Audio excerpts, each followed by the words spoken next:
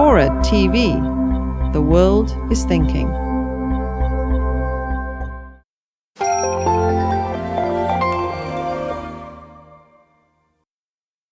News. Are you saying if China, we've had reports this morning from Reuters, The Post, and so on, where the Chinese officials are saying no, they will not commit to the kind of transparency incorporating their commitments into an international treaty that the U.S. is asking. If they continue in that position, will the U.S. walk away from an agreement here? We think this agreement has interlocking pieces, all of which must go together. And we have set those out continuously. There have been numerous instances in the past year where parties have agreed to the elements of the agreement that we are seeking. At L'Aquila, the G8, the Major Economies Forum, the bilateral meeting between President Obama and President Hu Jintao in their statement in Beijing. Time and time again, leading up to these negotiations, all the parties have committed themselves to pursuing an agreement that met the various standards, including transparency.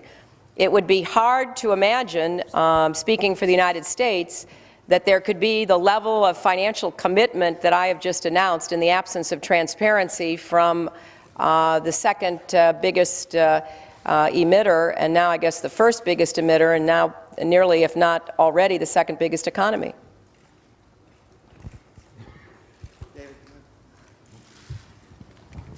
Thank you, Madam Secretary. David Corn of Mother Jones Magazine and PoliticsDaily.com. Can you outline some of those requirements? You just mentioned China a little bit. What would be the standards that you would expect China and other major developing nations to meet in order for there to be a deal in which you could go ahead with this financial commitment? Well, we have presented and discussed numerous approaches to transparency with a number of countries, and there are many ways to achieve transparency that would be credible and acceptable, but there has to be a willingness to move toward transparency in whatever form we finally determine is appropriate. So if there is not even a commitment to pursue transparency, that's kind of a deal breaker for us. In the absence of transparency of some sort, and I'm not going to prescribe from this podium exactly what it must be, but there has to be a commitment to transparency. We've said it consistently.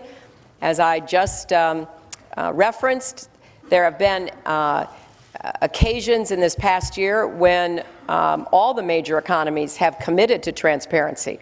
Now that we're trying to define what transparency means and how we would both implement it and observe it, there is a backing away from transparency, and that to us is something that undermines the whole effort that we're engaged in.